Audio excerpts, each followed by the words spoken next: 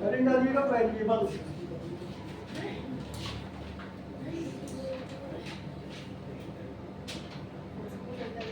60 में बस इतना लिख लेना कि use to store value, store value, बस इतना लिखवा रहे। ठीक, extra use to store value.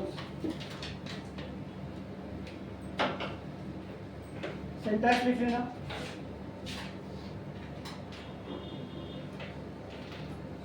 सबसे पहले आपको डेटा टाइप देना है, फिर नेम ऑफ वेरिएबल,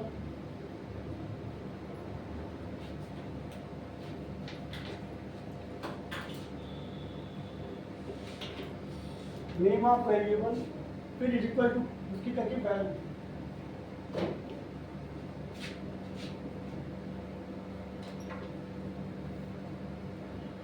अगर आपको वैल्यू देनी है तो जरूरी है, नहीं है नहीं तो बाद में भी आप दे सकते हो। जरूरी नहीं कि जब आप वेरिएबल बनाओगे, लेकिन वेरिएबल बनाते समय आपको डेटा टाइप डिक्लेयर करना जरूरी है। ठीक, ये जरूरी नहीं है कि आप उसकी वैल्यू वहीं पे दो। ठीक, जैसे मान लो हमने इस तरीके से बनाया, हमने इस तरीके से बनाया इंट, और यहाँ पे बना दिया रोल नंबर। ठीक, ये क्या है, हमने यहीं पे डिफाइन कर दिया। अब वेरिएबल आपका बन गया। आप चाहो तो इस रोल नंबर में यहीं पे वैल्यू स्टोर कर दो, जैसे मैंने कर दिया 10। ठीक, ये भी सही है कि हमने यहीं पे कर दिया, वैल्यू स्टोर कर दिया। या फिर आप यहाँ पे सिर्फ क्या कर दिया है, वेरिएबल का डिक्लेरेशन कर दिया है कि हमने इंटीजर टाइप का वेरिएबल बनाया जिसका नाम क्या है, रोल नंबर। हमने डेटा टाइप डिफाइन किया, डेटा टाइप क्या है, इंटीजर, और वेरिएबल का नेम क्या है, रोल नंबर। अब हम बाद में कहीं पे भी इसमें स्पेस होगा, कहाँ पे, डेटा टाइप और इसके नेम ऑफ वेरिएबल के बीच में एक स्पेस होगा। ठीक, और ये ब्रैकेट नहीं लगेंगे, ये हम सिर्फ बता रहे हैं। सिर्फ आपको डेटा टाइप लिखना है, फिर एक स्पेस देके वेरिएबल का नाम। ठीक, इसके बाद में अब जैसे हम चाहते हैं कि यहाँ पे हम वैल्यू ना डाल के बाद में कहीं पे भी, जैसे आप यूज कर रहे हो उसके बाद कहीं पे हमने किया, लिखेंगे सिर्फ रोल नंबर, रोल नंबर। अब यहाँ पे वैल्यू डाल दिया क्या, 5। अरे बस ये हम कहीं अलग भी डाल सकते हैं, जरूरी नहीं कि आप यहीं पे ही वैल्यू को इंस्लाइड कर दो आप। लेकिन जब वेरिएबल डिफाइन करोगे तब आपको डेटा टाइप जरूर है। यहाँ पे जब हमने वेरिएबल दोबारा उसको यूज किया तब देखो हमने डेटा टाइप नहीं लिखा है, लेकिन जब हमने वेरिएबल डिफाइन किया था तब हम उसकी सबसे पहले क्या लिखेंगे, डेटा टाइप को जरूर लिखेंगे, कंपलसरी है। जैसे पाइथन में आपको डेटा टाइप लिखना कंपलसरी नहीं होता है, बाय डिफॉल्ट वो डेटा टाइप मान लेता है। अगर आप कुछ नहीं देते हो तो कोई नंबर डालते हो तो वो क्या मान लेता है, इंटीजर खुद ही मान लेता है। अगर आप नहीं, जैसे कोई स्ट्रिंग लेते हो हेलो वगैरह, तो वो बाय डिफॉल्ट स्ट्रिंग मान लेता है। जैसे आपने इस तरीके से किया होगा, ए नाम का पाइथन में बनाया होगा ए, और इसमें इस तरीके से किया होगा हेलो। अभी बाय डिफॉल्ट ए को ही मान लेता है स्ट्रिंग। अगर इसका टाइप चेक करोगे कि प्रिंट टाइप ऑफ ए, तो ये क्या प्रिंट करता था, स्ट्रिंग, क्योंकि ये बाय डिफॉल्ट ए जान रहा था कि स्ट्रिंग स्टोर कर की जा रही, तो वो स्ट्रिंग ही कर देता था। लेकिन इसमें सी में, इन्वर्टेड सी में ऐसा कोई लॉजिक नहीं है। आप जब भी वेरिएबल बनाओगे तो सबसे पहले आपको डेटा डिक्लेरेशन करना ही पड़ेगा कि किस टाइप का डेटा है। ठीक,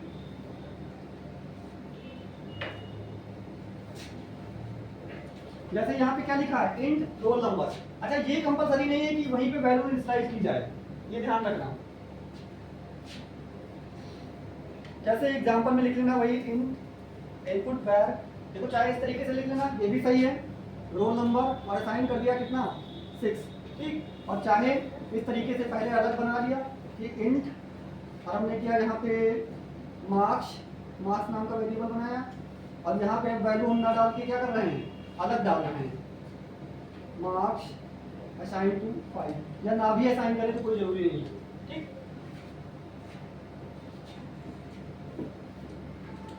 जैसे आपको स्ट्रिंग स्टोर करनी है, अभी तक आप लोग क्या करते थे, सिंपल सा ए नाम का वेरिएबल बनाते थे और ए में कर दिया हेलो। अब ये हेलो क्या होती, बाय डिफॉल्ट स्ट्रिंग हो जाती थी। ठीक, लेकिन इसमें नहीं होगी, आपको सबसे पहले इसके पहले लिखना पड़ेगा कैर ए, कैर ए। अब इसमें स्टोर करोगे हेलो, ये होता है कैरेक्टर डेटा टाइप, और इसका सी कैप स्मॉल रहेगा। हर एक डेटा टाइप का सारे लेटर स्मॉल में रहेंगे, ध्यान रखना, CHER।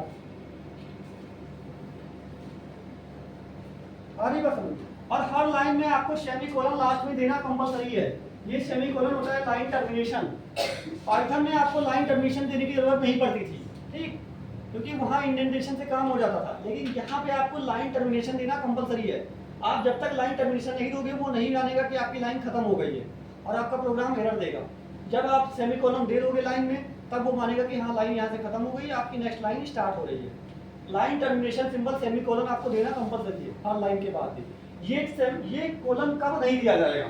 जब आप जैसे कोई लूप बना रहे हो, जैसे इफ एल्स की कंडीशन लगा रहे हो, तो इफ के बाद में क्या आपका लाइन खत्म हो रही है?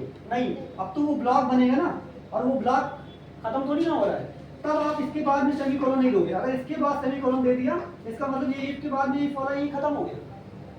जब आप इफ लिखोगे या कोई लूप यूज करोगे, तब आपको सेमीकोलन नहीं देना है, जैसे आप जावास्क्रिप्ट में देते थे। जावास्क्रिप्ट में भी जब भी आप इफ एल्स लगाते थे या कोई लूप लगाते थे, व्हाइल, डू व्हाइल, फॉर, तब आप क्या देते थे? सेमीकोलन नहीं। सेम उसी तरीके से आपका जावास्क्रिप्ट की तरीके से इसमें भी, अगर आप कोई जैसे वेरिएबल डिफाइन कर रहे हैं तो आपको सेमीकोलन देना पड़ेगा। आप कोई प्रोसेस लिख रहे हैं, जैसे मैंने लिख दिया कि ए में साइन कर दे a प्लस बी, ठीक, अब ये एक प्रोसेस है, इसके बाद में आपको टर्मिनेशन सिंबल देना पड़ेगा। लेकिन आपने कोई लूप यूज किया, फॉर लूप यूज किया, ठीक, तब आपको टर्मिनेशन सिंबल यहाँ पे नहीं देना चाहिए। सारी बात समझ, ये एग्जांपल नोट कर लिया इसका। Int roll number 6। अगेन ही डालना नेमिंग वेरिएबल।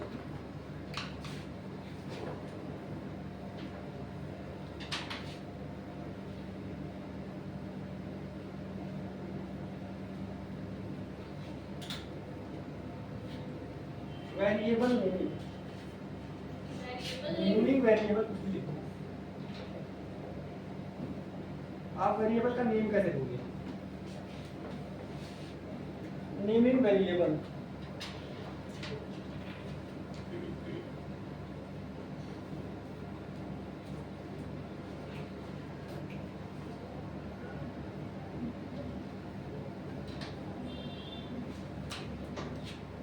लिख लेना यू कैन, यहाँ पे बस इतना लिख लेना, you not able to take a name result keyword.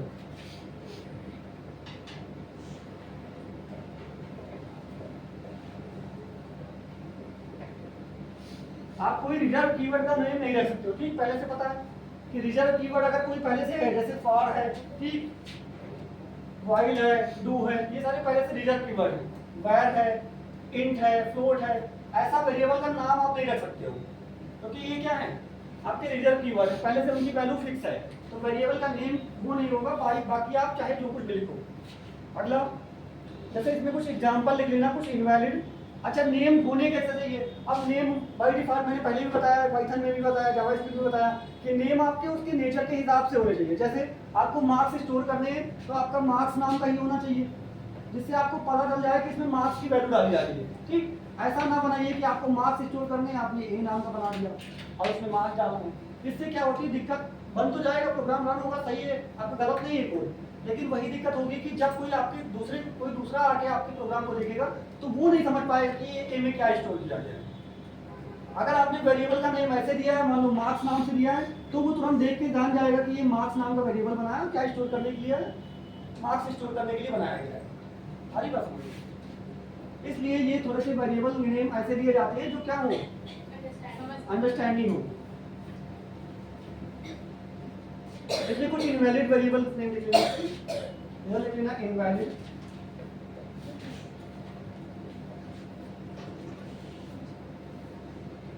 Name. इसमें पहला लिख लेना जैसे इंट a-1, ये क्या है आपका?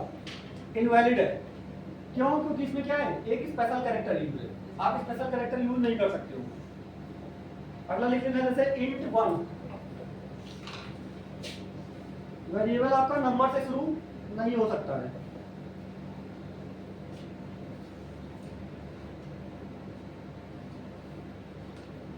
फिर आपका जैसे लिखा है सिर्फ इंट, हमने डेटा टाइप दे दिया, वेरिएबल का नेम भी कुछ नहीं दिया, ये भी क्या है गलत।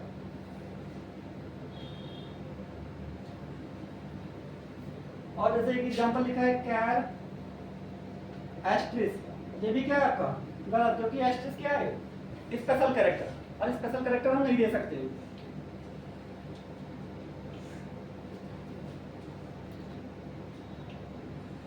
इसके बाद में जैसे लिखा है फ्लोट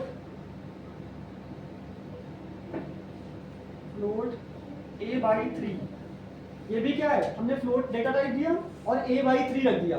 a/3 देखो वेरिएबल का नेम है ये, यहाँ पे हमने प्रोसेस तो किया नहीं, प्रोसेस में आप कर सकते थे a/3, लेकिन यहाँ पे नेम रखा है और नेम में ये क्या है स्पेशल सिंबल, तो आप इसको नहीं कर सकते।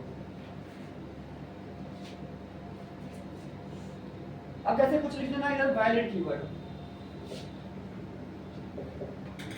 Valid names, valid names, valid name में आपका जैसे हो जाएगा इंट आई, इंट डेटा टाइप है और आई क्या है नेम, सही है कि नहीं है, सही है। अगला जैसे लिख लेना इंट var2, इंट var2, ये भी क्या है सही।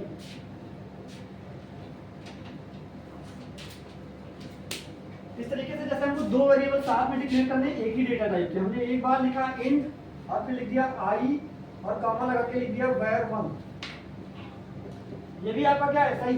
यहाँ पे दो इंटीजर डेटा टाइप है और हमने पहले आई नाम का बनाया है, फिर क्या है var1 नाम का कॉमा लगा के कॉमा से सेपरेट किया है, ये दोनों आपके सही है, ठीक, दोनों इंटीजर डेटा टाइप है आई कॉमा var1, var1 भी देखो सही नाम लिखा है, ऐसा तो नहीं कि नंबर से स्टार्ट हुआ है, वो भी सही है, आई भी आपका नाम सही है। अगला लिख देना जैसे इंट j असाइन 2, आप वहीं पे वैल्यू भी डाल सकते हो जहां पे इनिशियलाइज किया, जैसे मैंने दिया इंट और नाम रखा वेरिएबल का j और यहीं पे वैल्यू डाल दी कितनी 2, अब j में यहीं पे क्या पड़ गया 2, मैंने ये बताया था पहले कि आप वैल्यू चाहो तो डाल सकते हो वहीं पे, ना चाहो तो ना डालो, कोई कंपलसरी नहीं। जैसे यहाँ पे वैल्यू देखो डाल दी गई, इंट डेटा टाइप है आपका, j आपका वेरिएबल का नेम है और इसमें वैल्यू क्या असाइन कर दी गई 2। इसी तरीके से आपका जैसे कैर कैरेक्टर को शो करता है कैर ch, सही है कि नहीं, ये भी सही है आपका। कैर और नाम क्या है डेटा टाइप का नाम और ch वेरिएबल का नाम हो सकता है। इसी तरीके से मैंने नाम रखा है जैसे फ्लोट और जब दिया f, ये भी आपका सही है, ठीक।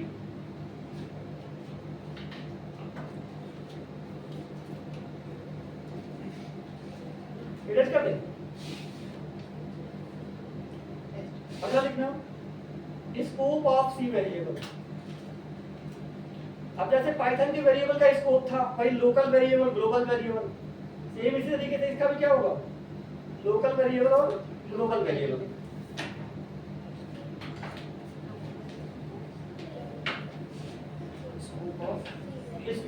स्कोप का मतलब कि वो कहां तक यूज किया जा सकता है,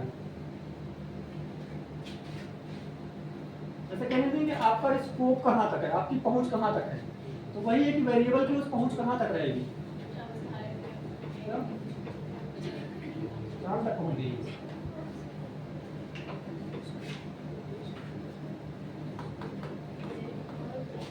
भाई स्कोप ऑफ वेरिएबल,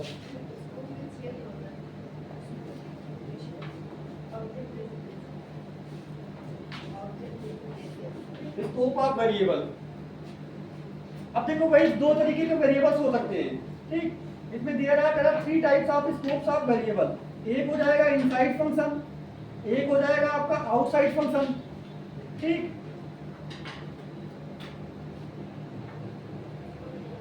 और एक आपने जब जैसे क्या बनाया था इनसाइड फंक्शन के, लेकिन उसी को क्या कर दिया है ग्लोबल स्कोप, ग्लोबल कीवर्ड की सहायता से ना, जैसे पाइथन में था सेम थी कि नहीं, एक कैसा था कि फंक्शन के अंदर बनाते थे तो वो कैसा था लोकल वेरिएबल, एक फंक्शन के बाहर बनाते थे तो वो ग्लोबल वेरिएबल, एक होता था कि फंक्शन के अंदर ही बनाते थे लेकिन उसके पहले एक ग्लोबल कीवर्ड लिख देते थे, ठीक, तो वो क्या हो जाता था ग्लोबल वेरिएबल, वो भी सेम इस तरीके से क्लियर हो गए।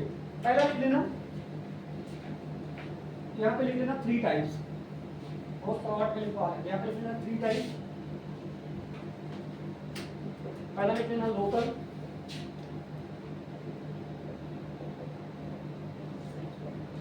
एक लिख लेना ग्लोबल,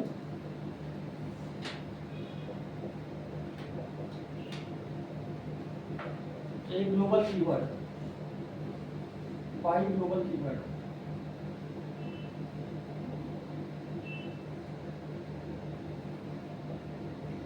अब जैसे लोकल वेरिएबल, ये क्या होगा, जो ये वेरिएबल बनेंगे ये फंक्शन के अंदर बनाए जाएंगे।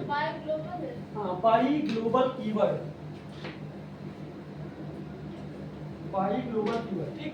अब जैसे लोकल वेरिएबल, लोकल वेरिएबल क्या है कि ये कहाँ पे बनाए जाएंगे, inside the function.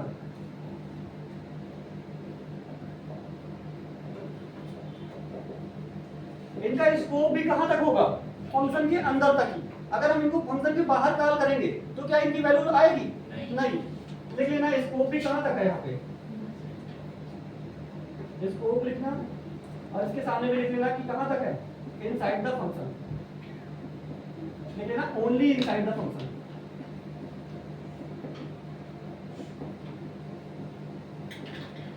Only inside the function.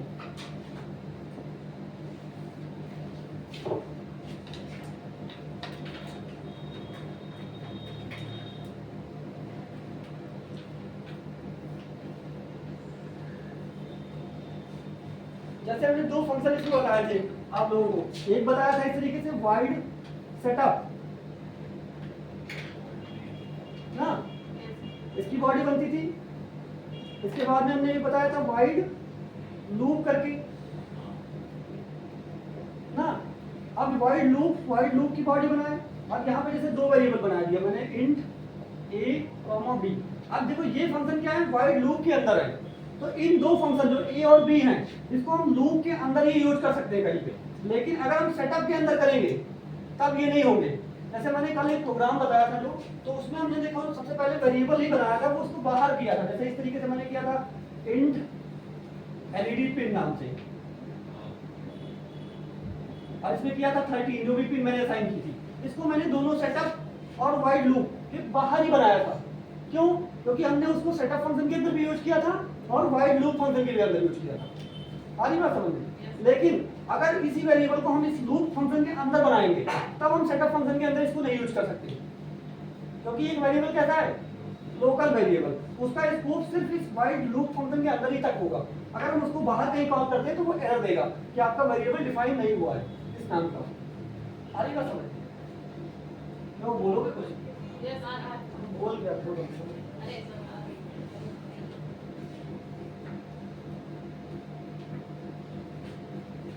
Example चाहे तो लिख लेना। एग्जाम्पल में इस तरीके से लिख लेना कि आपने वाइड लूप बनाया, लूप,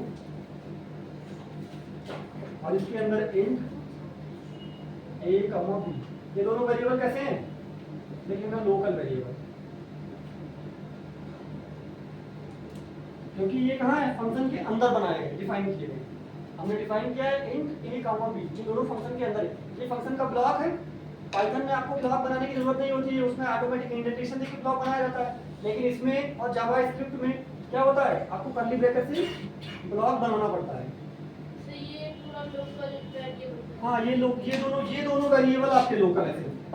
नहीं, ये एग्जांपल पूरा लोकल। हाँ, ये पूरा एग्जांपल लोकल है। ये हमने फंक्शन बनाया है और फंक्शन के अंदर दो वेरिएबल डिफाइन किए, इंट ए और बी, तो ये लोकल वेरिएबल है। अगर हम इस ए और बी को प्रिंट करें कहीं बाहर जाके तो ये नहीं प्रिंट होंगे, लेकिन अगर इसी के अंदर प्रिंट करेंगे तब प्रिंट होंगे।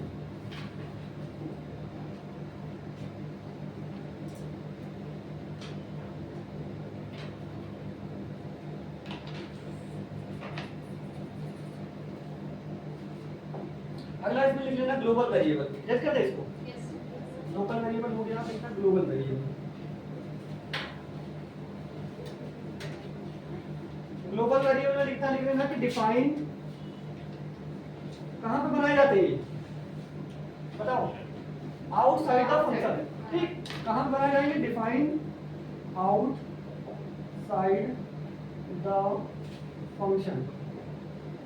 अच्छा, इनका स्कोप कहां पे होगा, चाहे हम इनसाइड भी होगा आउटसाइड भी। स्कोप में लिख लेना दोनों जगह होता है। स्कोप में लिख लेना both inside and outside the function. ठीक, दोनों जगह इनका स्कोप होगा, चाहे हम इनको फंक्शन के अंदर कॉल कर लें चाहे फंक्शन के बाहर कॉल कर लें।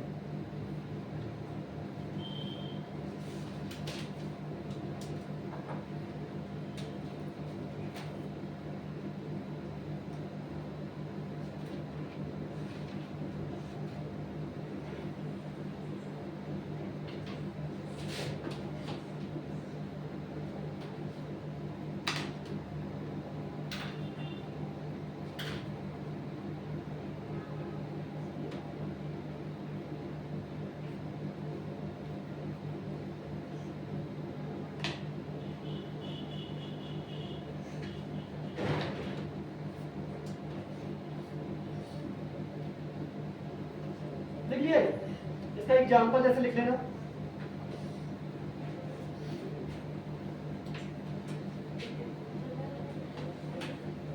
एग्जांपल में जैसे आप देखो फंक्शन के बाहर बना रहे हैं, हमने दो वेरिएबल बनाए इंट a कॉमा b, ये फंक्शन के बाहर डिफाइन किए। अब हम इसको यूज कर रहे हैं कहाँ पे, void और लूप, जहाँ पे भी आप यूज कर सकते हो। ठीक, ये बने कहाँ है, आउटसाइड द फंक्शन, फंक्शन के बाहर है। फंक्शन की बॉडी के अंदर क्या बने, नहीं बने कहाँ है, फंक्शन की बॉडी के बाहर। आप इसको चाहे अंदर यूज करो चाहे बाहर, यहाँ पे लिख लेना इसके बाद ग्लोबल वेरिएबल।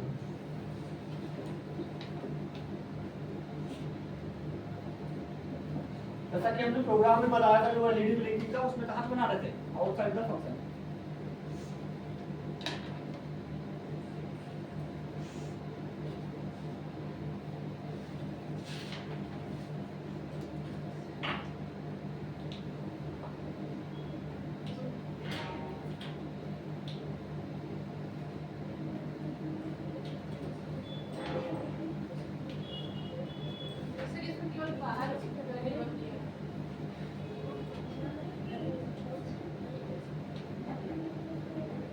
हो गया।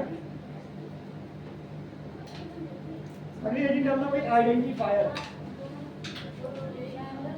सर बाय ग्लोबल कीवर्ड में लिख सकते हैं। ग्लोबल कीवर्ड डालिए इसको बस।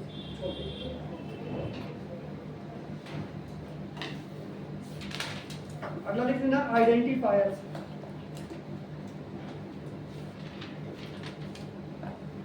सर एक साथ वेरिएबल दोनों दे सकते हैं बाहर? हाँ, चाहे अंदर भी दे सकते हो बाहर भी दे सकते हो।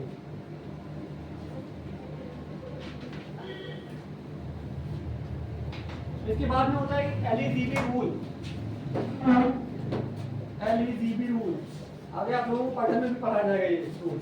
इसमें ये होता है कि आपने अगर दोनों वेरिएबल बनाए हैं, आपने लोकल भी बताया है, इंक्लूड भी बनाया है, ग्लोबल भी बनाया है, ब्लॉक बनाया है, ठीक, तो सबसे ज्यादा प्रायोरिटी किसकी होगी? तो सबसे ज्यादा प्रायोरिटी सबसे पहले लोकल की होती है, फिर इंक्लूड वेरिएबल की होती है, फिर ग्लोबल की होती है। एक रूल होता है एलईजीबी, आपको पता है।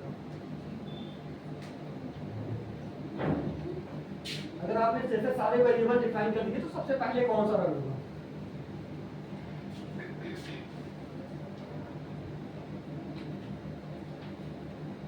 अगला लिखना आइडेंटिफायर।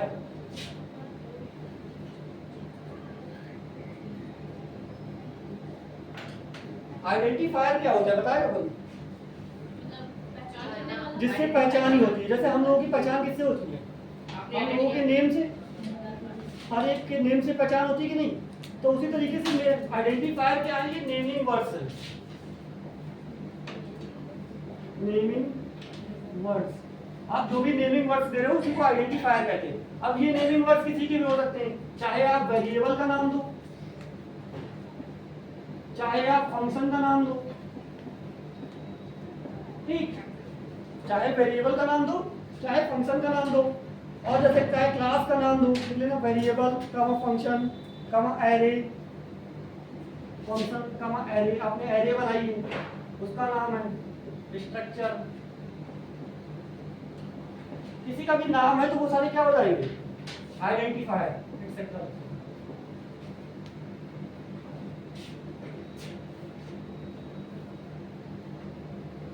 अब जैसे आपने पाइथन में पढ़ी है कई सारे सीक्वेंस डेटा टाइप, आपने उसमें क्या क्या पढ़ा था, लिस्ट पढ़ी है, टपल पढ़ी है, डिक्शनरी पढ़ी है। इसमें जो आपका सीक्वेंस डेटा टाइप है वो है एरे। एरे आपका सीक्वेंस डेटा टाइप हो जाएगा। बाकी जैसे ये आपके जनरली आपके जैसे ये हो गया वेरिएबल्स हो गए, ये तो उसमें भी था।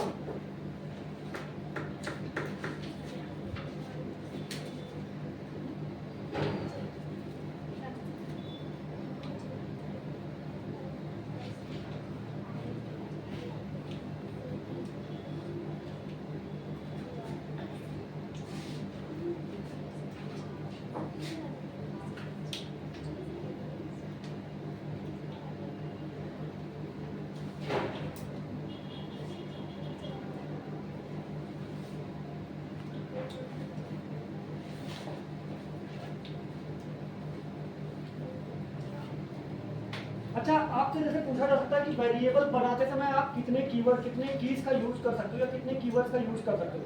ठीक, तो जैसे अगर हमको वेरिएबल जैसे आइडेंटिफायर बनाना है,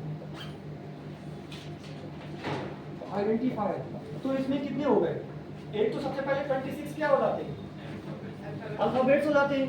अब 26 क्या तो आप स्मॉल भी लिख सकते हो या कैपिटल भी लिख सकते हो। 26 स्मॉल 26 कैपिटल दोनों को मिला के कितने हो गए 52।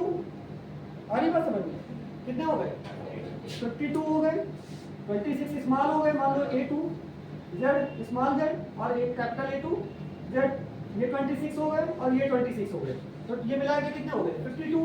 और एक आपका और हो सकता है क्या अंडरस्कोर, तो टोटल मिला के कितने हो गए 53। आप जब आइडेंटिफायर का आपको नेम स्टार्ट करना है तो स्टार्ट आप सिर्फ 53 से कर सकते हो। कितने से 53 से।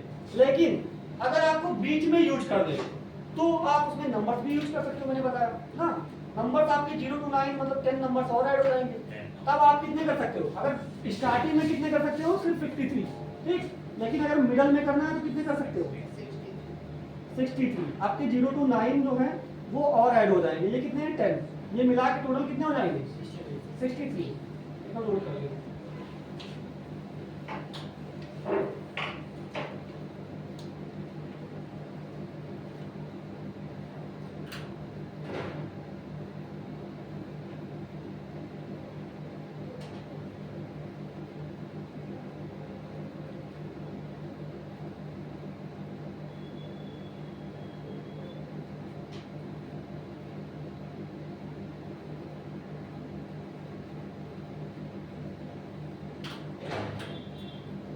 देखा, अब जैसे इसके रूल्स लिख लेना, रूल्स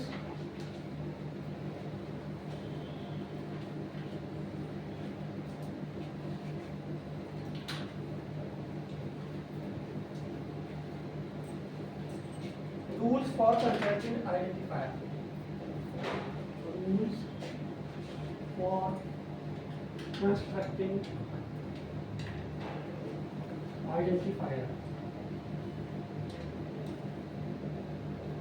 देखो ये सबको पता है रूल्स, ठीक, लेकिन एक बार वही है कि फॉर्मेलिटी के लिए दिखाई दे रहे हैं। आप लोगों को पता है कि सबसे पहले क्या होना चाहिए, स्टार्ट किससे होना चाहिए, देखिए ना, must start with alphabet. Alphabet में कितने हो जाएंगे आपके 52 और अंडरस्कोर।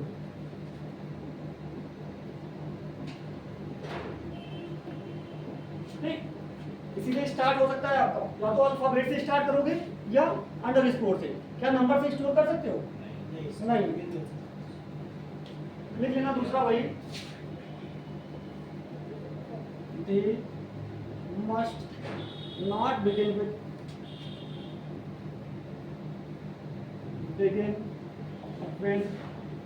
digit 0 to 9, इससे स्टार्ट नहीं कर सकते।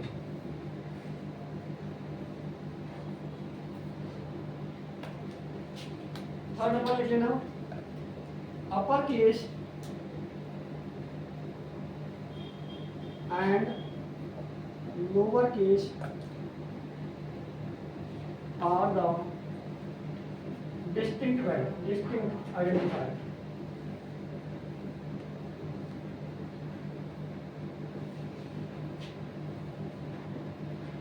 अगर आपने जो भी अपर केस में लिख के बनाया है और कोई एक लोअर केस में बनाया तो वो दोनों क्या होंगे, अलग अलग होंगे। जो पाइथन में भी था इसमें भी यही है सेम।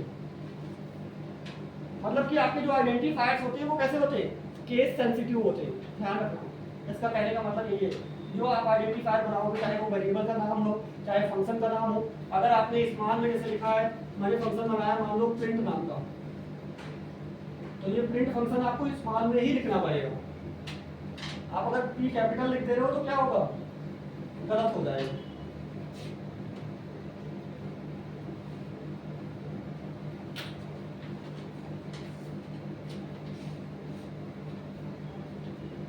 अगला लिख लेना भाई 4 number, special character not allowed.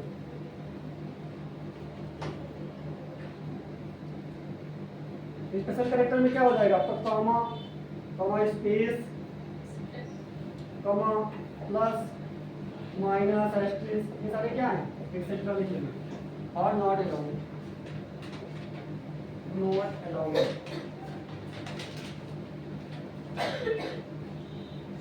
Not allowed. बता दो कि अच्छी बात बताते हैं। पहले बता दो ये स्पेस के बाद क्या लिखने है को है राइटिंग के ऊपर बात। सर, स्पेस के बाद क्या है, क्या स्पेस के बाद स्पेस फिर ये प्लस सिंबल है, प्लस माइनस एस्टेरिस्क।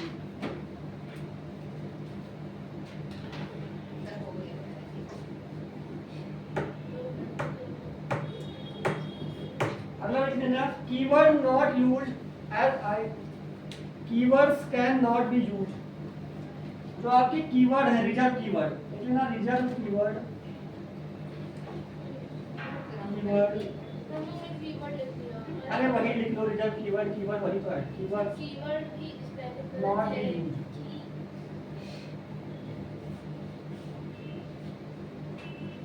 स्पेलिंग ना देखो क्या हो गया? बस सही है, कीवर्ड्स नॉट यूज्ड। अगला लिख देना identifiers could not be longer than 31 characters. आपका जो आइडेंटिफायर है वो 31 कैरेक्टर से बड़ा नहीं होना चाहिए।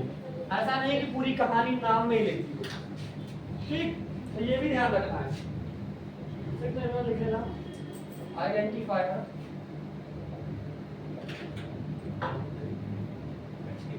should not be greater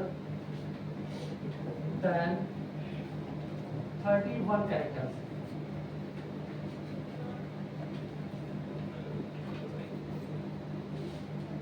आपका 31 कैरेक्टर से बड़ा नहीं होना चाहिए। और अगला तो वही है आइडेंटिफायर मस्ट बी मीनिंगफुल, आपके मीनिंगफुल होने चाहिए जो मैंने बताया, लेकिन वो कंपलसरी नहीं है आपका, लेकिन अच्छा वही प्रोग्राम माना जाएगा जिसमें मीनिंगफुल हो। जैसे मैंने नाम रखा था इस तरीके से, आप लोगों ने देखा था कि इंट, और इसके बाद में रखा था क्या, एलईडी पिन। इससे पता चल रहा था कि हमने जो ये 13 है ये क्या है, आपकी एलईडी पिन का नंबर है, पता चल रहा था कि नहीं पता चल रहा था। लेकिन अगर मैंने वही इस तरीके से लग गया होता A=13, पता चलता कि ये क्या बनाया गया, नहीं, लेकिन उस तरीके से पता चल रहा था कि ये आपका पिन नंबर बता रहा है कि पिन नंबर 13 पे हमको कनेक्ट करना है, इसी पे हम इनपुट देंगे, इसी पे आउटपुट देंगे।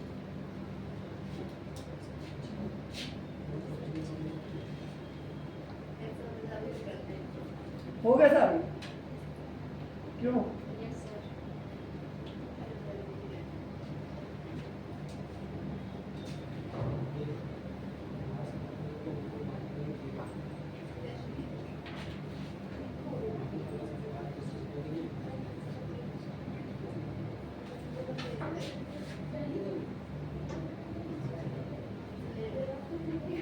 माते नहीं तभी चलिए तभी बात करेंगे। कौन ले लिया होगा जाके कमेंट में मेंशन कर दिया था हमारा सर्टिफिकेट दे।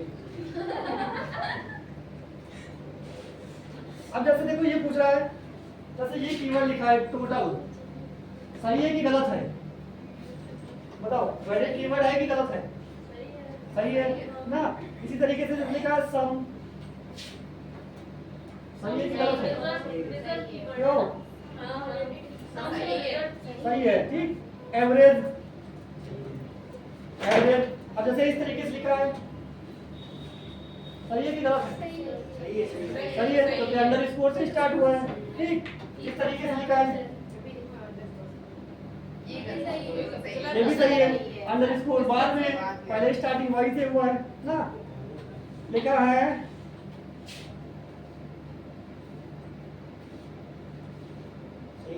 सही है, कोई दिक्कत?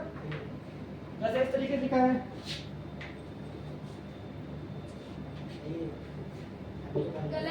गलत है क्यों? स्पेस नहीं होना चाहिए, ठीक। तो ध्यान रखना, अगर बीच में ये है अंडर स्कोर अब तो दिक्कत नहीं है, अब सही है, ठीक।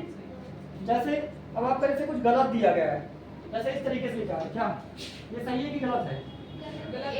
वन है, क्यों गलत है? नंबर से स्टार्ट हुआ है, ठीक। इसके बाद में जैसे लिखा है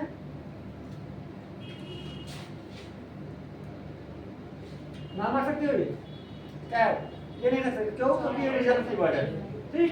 ये कैर आपका रिजर्व कीवर्ड है, इंट नहीं रख सकते हो, ठीक। ये सम आपका रिजर्व कीवर्ड नहीं है, टोटल आपका रिजर्व कीवर्ड नहीं है इसमें।